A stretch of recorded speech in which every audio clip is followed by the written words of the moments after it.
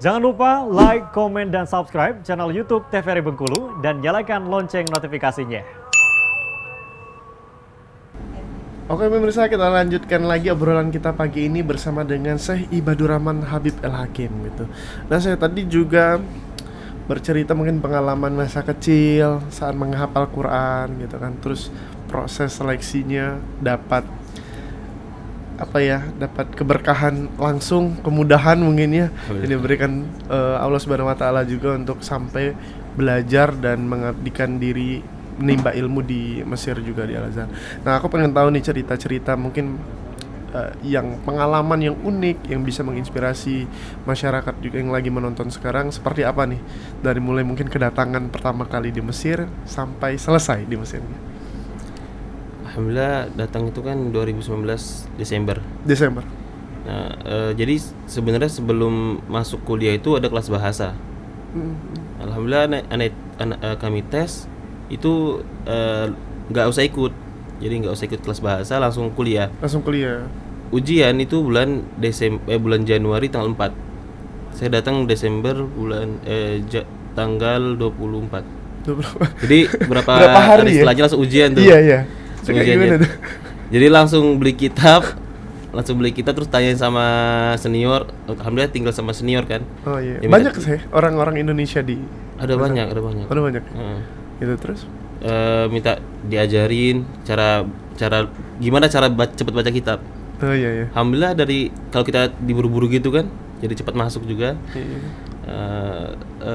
Alhamdulillah juga lulus tahun pertama itu. Itu lulusan pertama. Dan tadi kan sudah kita bahas kelebihan Azhar ya. Iya. Ada kekurangannya itu kita nggak diwajibkan absensi. Oh, nggak diwajibkan jadi, absensi. Masuk aja, nggak masuk terserah. Yang penting ujian lulus. Oh iya. Gitu. Karena kalau diwajibkan pas itu bentuk kelasnya itu seperti stadion gitu. Kalau diwajibkan masuk kelas pasti penuh, nggak mungkin cukup bangku. Oh iya. Itu nggak diwajibkan masuk aja udah penuh gitu. Jadi bingung tuh mulai dari mana belajar. Sedangkan karena berbeda mungkin ya. Culture-nya, budayanya berbeda, budaya belajarnya juga berbeda iya, gitu benar. Kan. Kayak gitu. Dan Mesir Al-Azhar itu kan dia dua, jami' sama jami'ah. Ada universitas, ada masjid. Jadi di masjid itu kadang-kadang lebih banyak yang bisa diambil daripada di universitas gitu. Universitas kan cuma cara kita belajar. Nah, bentuknya itu di masjid. Jadi belum tahu tuh gimana bagi-bagi waktunya, gimana apa dulu yang dipelajari gitu kan. Jadi sampai sana masuk kelas aja tiba-tiba dia bahas filsafat. Kalau bingung gitu kan. Iya. Padahal harus belajar ilmu kalam, ilmu mantik dulu gitu. Jadi dan dari situlah saya sama teman-teman gitu buat study club. Jadi buat anak baru yang baru datang kita bina gitu. Apa tahapan-tahapan belajarnya diarahkan juga para junior. Iya, supaya nggak bingung gitu. Iya. Nah, mulai juga tahun kedua itu karena basic hafal Quran ya. Jadi mau mendalami ilmu Quran. Jadi ternyata ilmu Quran itu yang kita baca sekarang itu cuman sebagian dari Al-Quran. Maksudnya Al-Quran satu, cuman ada beberapa bacaan yang lain. Seperti ihdinas siratal mustaqim, beda-beda setiap bangsa membacanya. Dan ternyata semuanya itu bersumber dari Rasulullah pernah membacakannya. Karena orang Arab kan nggak semuanya bisa membaca dengan satu dialek gitu. Iya. Kayak kita nih ngomong kita, kito, kite, iya, kite. Iya, di Arab juga seperti itu. Jadi, itu berarti bentuk apa pelajarannya apa? Ilmu qiraat namanya. Ilmu qiraat. Makanya tadi qiraat asyarah. Oh iya. Ada 10 qiraat. Oh. Jadi itu bentuk mudahnya Islam. Islam itu mudah gitu. Contohnya sholat aja kan, kita nggak bisa diri, duduk, nggak bisa juga baring, nggak bisa juga kedipin mata, nggak bisa pakai hati kan. Aku pernah punya pengalaman itu, dan salah satu mungkin aku dekat sama Agim ya, Darut Tauhid. Ya memang ketika beliau ingin membacakan dengan qiraat yang berbeda, dia mengatakan dulu ke jamaah dengan qiraat ini ya. Dan pertama kali aku aneh itu kok dia baca Al-Fatihahnya kayak gini gitu, kok dibaca ayat-ayat ininya kayak gini gitu, karena secara pronunciation mungkin pengucapan kan berbeda ya Syekh, setiap qiraat ya. Iya, beda-beda. Dan itu Syekh sendiri pelajarin di sana. Alhamdulillah udah selesai semua. Udah selesai semua. Wah, luar biasa gitu. Jadi setelah kan awalnya belajar dulu kan. Setelah belajar kemudian ngambil dari 7 masyayikh. Jadi sengaja saya ambil beda-beda karena kan ada mungkin yang nggak didapati dari syekh yang lain gitu. Sudah ambil semuanya, saya pergi ke provinsi lain di Mesir. Itu ada Syekh Misbah Ibrahim Ad-Dasuki. Nah, beliau itu waktu beliau kecil umur 7 tahun beliau belajar dengan syekh yang lebih tua, udah 90 tahun. Jadi sehingga jaraknya itu lengkap banyak kan? Iya benar, jauh ya.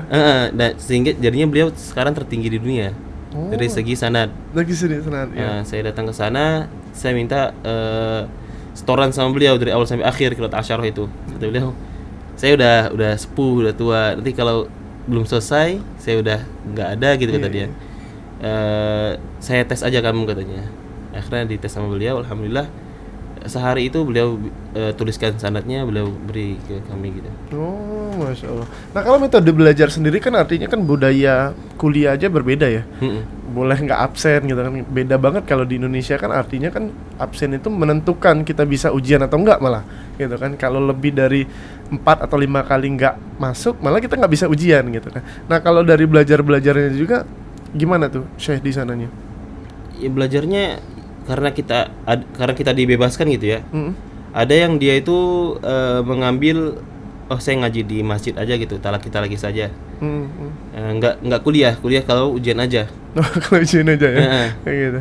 Ada juga bahkan yang dia saking banyaknya orang Indonesia di sana ya, sampai dia nggak kuliah, dia kerja gitu. Oh, dia kerja. Nah, itu banyak itu kerja, ada yang buka kafe, ada yang banyak lah kerja. Menjadi peluang usaha juga ya.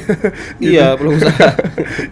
Mencari rezeki juga di sana. Nah, kalau untuk ininya sih, untuk mungkin kalau kegiatan sih jam tidurnya di sana itu di asrama kah atau tempat tinggal sendiri? Awalnya di asrama. Kemudian setelah menikah kan keluar. Saya buat asrama. Saya buat markaz, jadi buat anak baru gitu yang mau masuk. Itu jadwalnya jam 3 tahajud itu udah dibangun tuh. Udah dibangun. Karena kalau musim panas subuhnya itu jam 3:30. Jam 3 itu udah subuh. Kalau musim panas. Kalau musim panas jam 3 udah subuh, kalau musim dingin subuhnya jam 6:30. Jumlahnya agak jauh gitu. Oh, kayak gitu ya. Oh, iya. itu juga nggak tahu ya, maksudnya kalau kita nggak kesana ya. Iya. Kayak gitu. Oh. Kayaknya kadang jam tuh berubah-ubah Mesir itu. Nah, jadi pagi sudah bangun persiapan sholat subuh. Nah, habis sholat subuh itu ada kajian hadis di Syekh Shalih Ja'fari. Di sana ngaji hadis. Alhamdulillah udah 7 kitab, 8 kitab hadis. Kemudian setelah itu ada setoran Quran di masjid dekat Al-Azhar juga. Setoran Al-Quran sampai jam 9, kemudian makan, terus kuliah. Sampai asar, habis kuliah ada kajian lagi tuh, yang mau ikut, yang enggak gitu. Oh ya, itu dibebaskan berarti ya? Dibebaskan. Kayak gitu. Oke, tapi ditahan dulu ceritanya saya gitu kan. Pasti masih banyak cerita-cerita dan motivasi atau prinsip hidup yang mungkin bisa saya bagikan kepada para pemirsa Opini. Untuk kepada para pemirsa, jangan kemana-mana, kita akan kembali lagi setelah jeda pariwara berikut ini.